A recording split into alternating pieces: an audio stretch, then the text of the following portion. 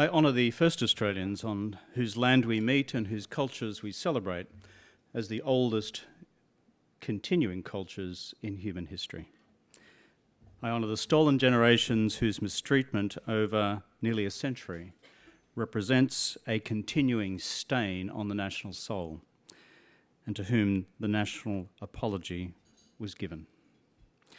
Just as I honour my Indigenous brothers and sisters who have chosen to be with us here today, and I honour in particular those from the Kinchela Boys' Home, from the Cootamundra Girls' Home, from the Parramatta Girls' Home, and all others who have honoured us with their presence here today. I'd also acknowledge Uncle Alan Madden, Uncle Lester Marr, Clark Donovan, Clark Kent over there. Only remarkable stories. The stories are important. Thank you for telling them. They are part of our living history, and they're part of our future. Thank you for telling them, because these stories are often deeply painful. Also to Vic Dominello, thank you for hosting us here in these modest digs here at the New South Wales Parliament. And it's good of you. It's bigger space and better space than where we've been at the Vice-Regal residence in recent years, so thank you. Philip Ruddock, representing the Prime Minister. Good to see you here, Philip. Alan Tudge here as well. Also, where's my good friend Ken Wyatt? Where are you sitting, Ken? Lost you?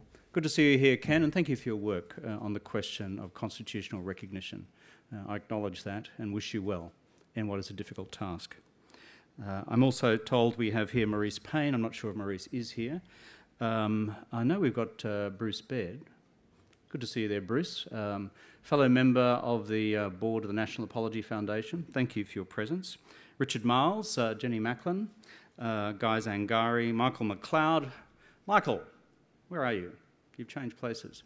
Well done. Thank you, mate.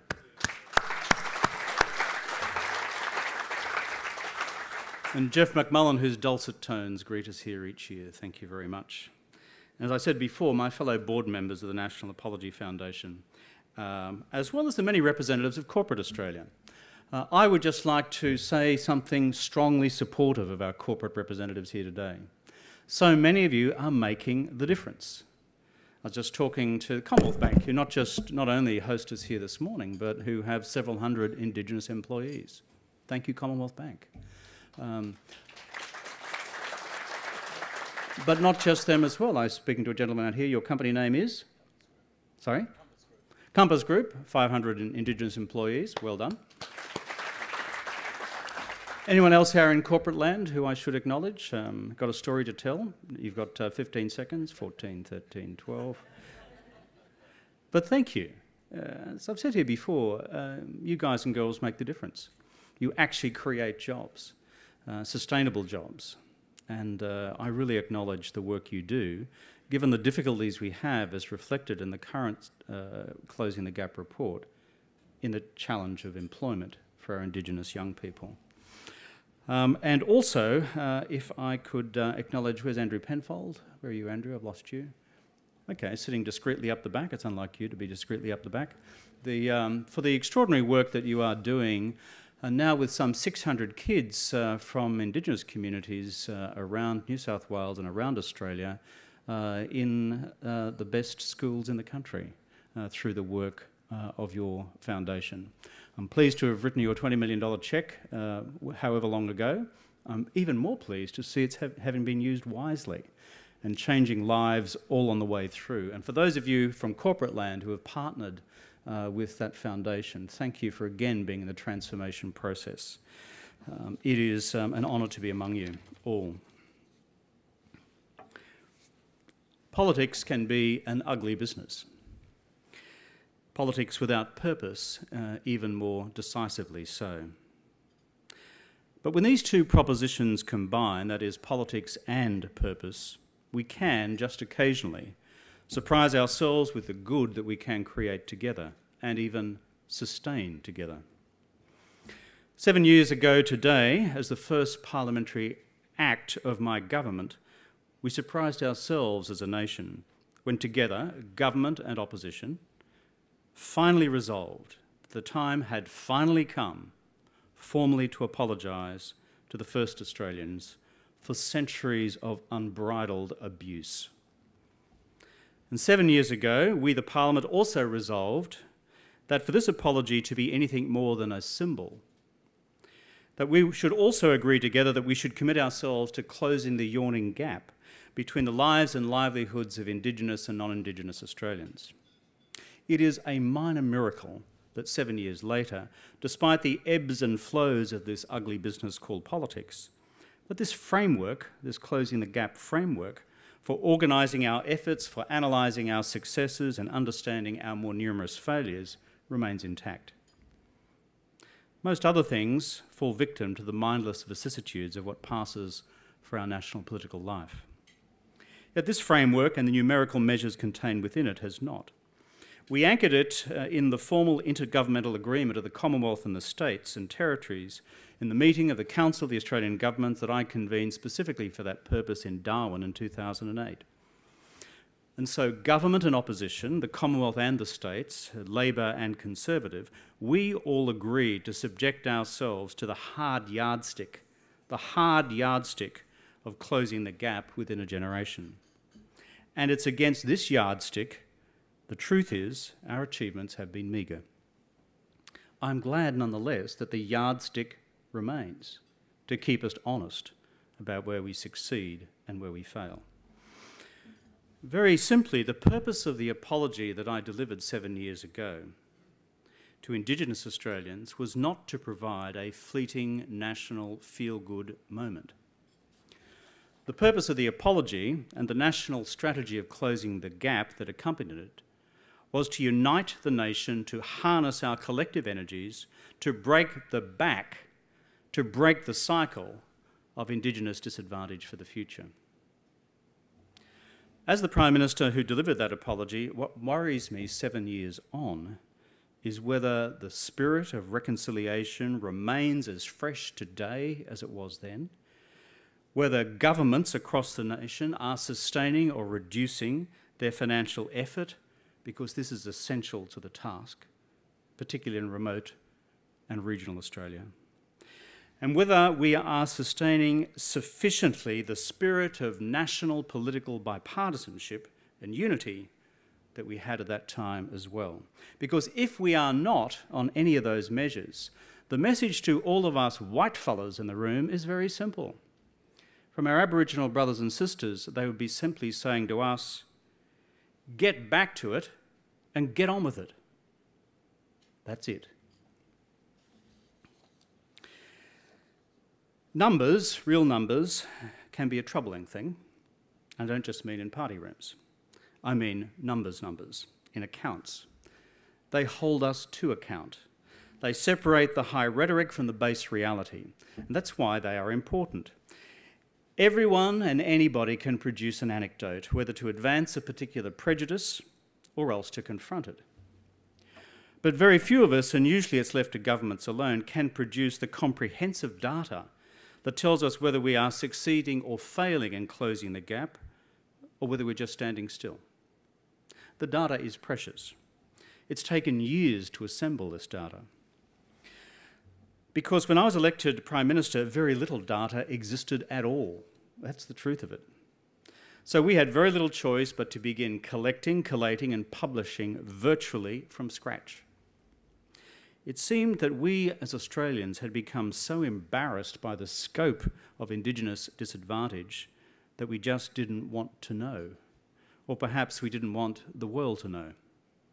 So my first challenge to our Parliament today on this 7th anniversary of the apology is very simple. Do not allow the withdrawal of any resources necessary for the proper collection of the data we need for a generation still to come, if we are to map our progress with precision and, where necessary, our regress in closing the gap. We need not just to keep the data we have, we need better data than we've got. That's because policy and programs need to be guided on the core question of what works and what doesn't work by the data, not by just some gut instinct dreamt up one evening in the members' bar. Otherwise, precious public funds will be spent on programs for which the evidence is thin or non-existent. I believe it's the grossest form of false economy to refuse to spend $1 million on data before spending $1 billion on a program. And let's be clear, this year's Productivity Commission report and earlier reports by the Australian Institute of Health and Welfare are absolutely clear about where the data continues to be deficient.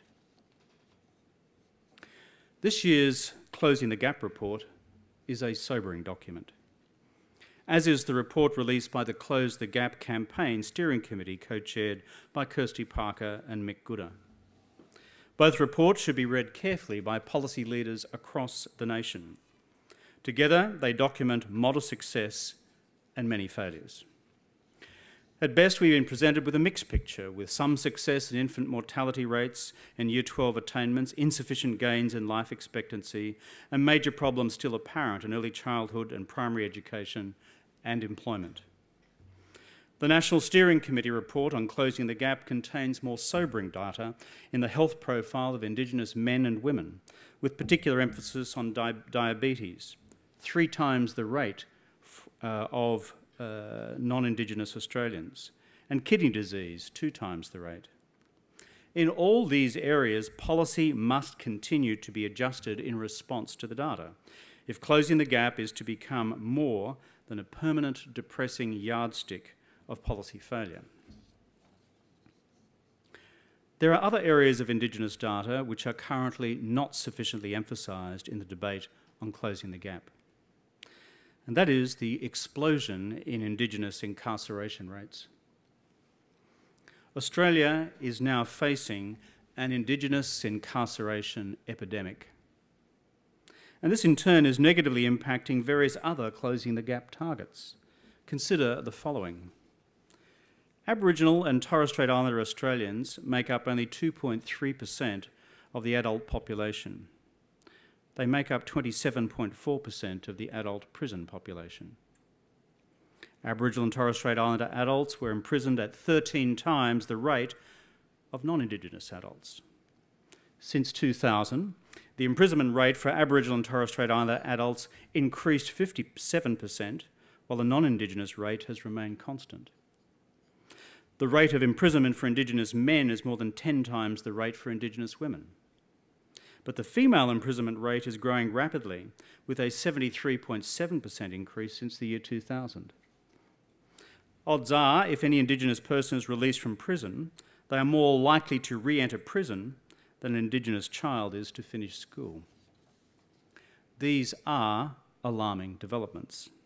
Indigenous women in particular are critical to the future strength of Indigenous families and their communities. They play an important role in the care of children, providing the future generation with the possibility of a stable upbringing. Continued growth in the number of Indigenous women in prison will have a long-lasting and negative impact on the well-being of Indigenous families and communities. One of the contributing factors to all this is the operation of the bail laws of the states and territories.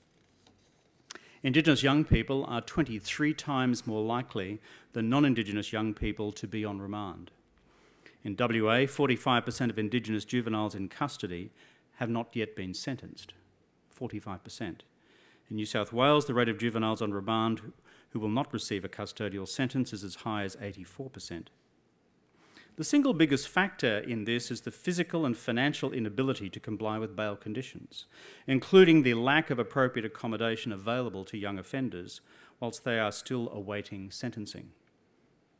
We are seeing the emergence of this new crisis in Indigenous Australia beyond anything we have seen before. It's a subject of escalating anxiety in Indigenous communities across Australia. It is raised with me all the time when I meet Indigenous leaders.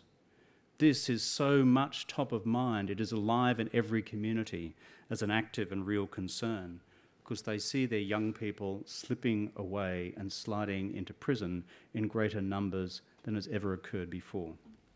For this reason, I argue we now need a further closing the gap target on reducing Indigenous incarceration rates. The current trend will continue to be destructive for Indigenous families and communities nationwide, just as it will become prohibitive for the Australian taxpayer. There must be a better way. Just as Mick Gooder has said, as a society, we do better at keeping Aboriginal people in prison than we do at keeping them at school or university. These are hard things to say. They often don't feature a lot in our public discourse. They need to feature more. This is such a huge number of kids. Another emerging, difficult and disturbing and partly related set of data is the rapidly growing number of Indigenous children being removed from their families. This has been the subject of some discussion here already this morning.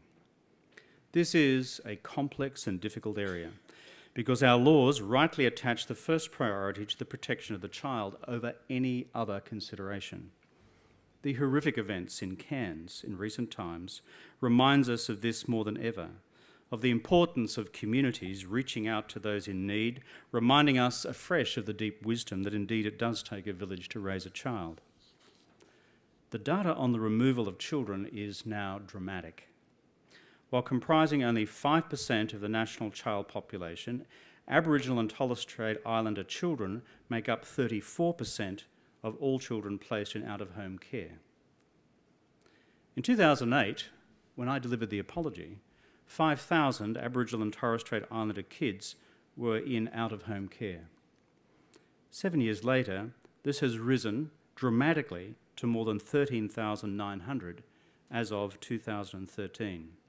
7 years ago, 5,000 Indigenous kids in out-of-home care, now nearly 14,000 Indigenous kids in out-of-home care.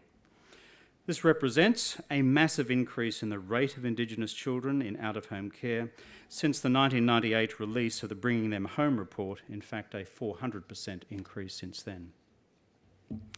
While child neglect and the safety of all Australian children, including Indigenous children, is paramount, Indigenous leaders argue that alternative caring arrangements for such children are not being worked out with extended families and clan groups, as they could and in their argument should be. State and territory jurisdictions have primary responsibility in this area, but funding for community-based services appears in a number of jurisdictions to be dwindling. Professionals from within this sector point to existing barriers to recruiting Indigenous people into the kinship care system.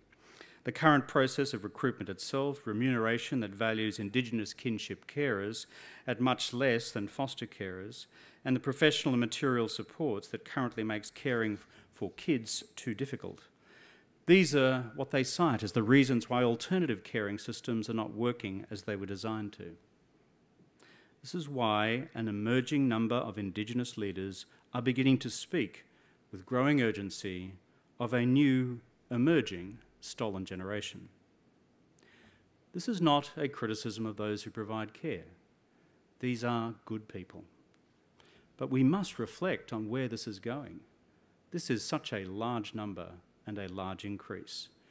It is not a challenge to whether we should put at first priority the care of children. That is a given. It is not a challenge to the goodness and good-heartedness of those foster parents who provide care. That also is a given. It's a challenge to whether we are working creatively enough and effectively enough with Indigenous leaders to find other forms of care within extended family and broader kinship groups. I worry where this heads over time.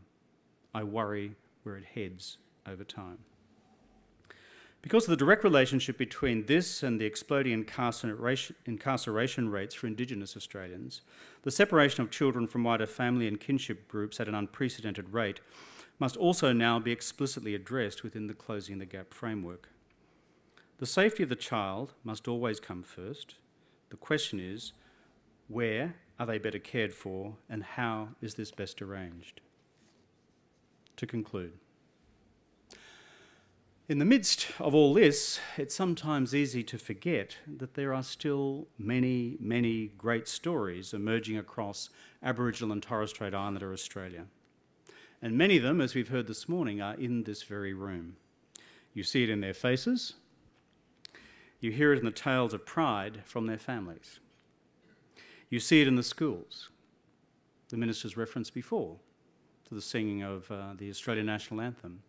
in Indigenous and Indigenous language. You see it in our universities, where I now see a new bounce in the step of Indigenous young people across our various university campuses. A graduation of kids in medicine and law and the standard professions. This is great to see. And Andrew's program provides so much of a stepping stone towards all that happening, as do others like it across the country. We are seeing, as I said before, the graduation of our first Indigenous doctors, the growth of Indigenous businesses, so important, and the election of more Indigenous members to our parliaments, both Commonwealth and state. These are all stories of genuine inspiration that must always temper us at moments when we are tempted to despair. Sometimes I fear we unnecessarily polarise the national political debate between the exclusively, quote, welfare models of the past and the exclusively personal responsibility models advocated for the future. The truth is, this is becoming a sterile debate. We need a middle way.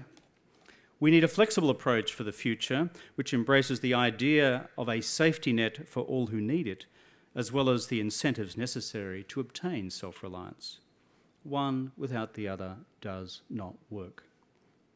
If we look at the Indigenous employment challenge, arguably the most serious of the Closing the Gap challenges identified in the 2015 report, we will not improve the employment participation rate by simply withdrawing funds from basic programs. Unemployed Indigenous Australians have individual needs. Like non-Indigenous Australians, the most effective way to find work is individual case management between the education system and the labour market, where at present so many just fall through the cracks. And all this costs money, government money. But the yield longer term is worth the effort as jobs are secured, benefits surrendered and families supported. Making welfare to work for Indigenous Australians is about tailoring the safety net to individual circumstances until such time as it's no longer needed. Second, national policy goals and measurement against these goals, as reflected in a national Closing the Gap strategy, are crucial. As I said before, the data keeps us honest. But local flexibility in the programs deployed in each of Australia's 1,000+ Indigenous communities is equally crucial. Each program should be held accountable for the results against the fixed set of measures that have been agreed. But we should also fully embrace a policy of allowing 100 flowers to bloom in the choice of what programs are most likely to work locally. Because in the dozens of communities I've travelled to over the years across this vast continent, each is unique. And third, let's add the tragedy of Indigenous incarceration to the formal list of Closing the Gap goals over time. If we fail to do so and to act effectively, this factor alone may undermine most of what we seek to achieve elsewhere. Finally, there are the stolen generations themselves. They are the core of this enterprise and reconciliation, and for many their lives or those of their loved ones have simply been destroyed. So for them,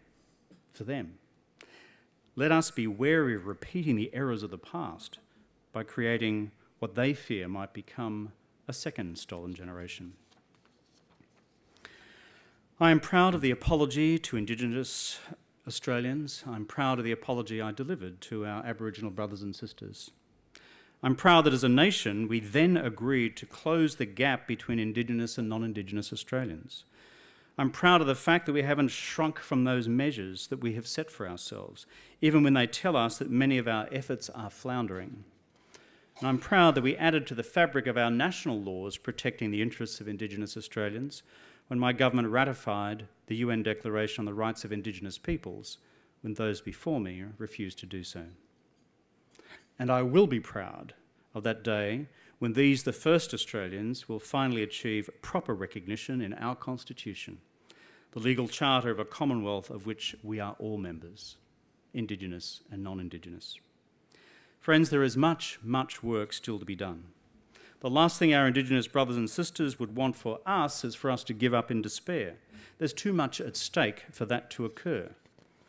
For my part, this time last year, I said I was planning to establish the National Apology Foundation. We have done so. I now chair a board of 7 eminent Australians, all committed to the mission of sustaining the spirit of and the substance of the apology and the practicality of closing the gap. The majority of our board are Indigenous. We have met throughout the year. We have held roundtables with Indigenous leaders from across the country who support our Foundation's mission. We hope to raise funds to help ensure the data continues to be collected. We help to, in our own way, to close the gap, specifically in education, through the funds that we're able to raise in that area as well, and to help the ongoing practical challenges for the stolen generation themselves. I thank Pat Turner, Jackie Huggins, Bruce Baird, Charles Passy, Frank Brennan, Christina Fijo-King and Tim Goodwin for their commitment as members of our board. I thank KPMG and Herbert Smith Freehills for their generosity and assistance in establishing this foundation.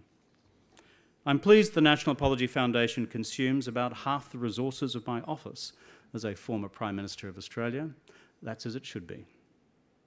It will, I hope, be my own personal vehicle for making a contribution in the great task of full and final reconciliation of all the peoples that make up this great land of ours, Australia. So my friends, this morning as we gather here in Sydney, as we look down close by Farm Cove where the first European settlers arrived, a little more than a couple of hundred years ago, we're reminded physically of where all this began, and the extraordinary national journey with so many sad and horrible chapters on the way through in terms of our relationship between Indigenous and non-Indigenous Australians. But my message today is, let us not give up hope. The National Apology was worth delivering. Closing the gap is worth adhering to. And we as people of conscience across this country of ours should kindle afresh the spirit of reconciliation, kindle afresh the political resolve to dedicate the funds necessary to drawing those gaps to a close, and once again to rekindle the spirit and the reality of national political unity that enables all this to be achieved. I thank you.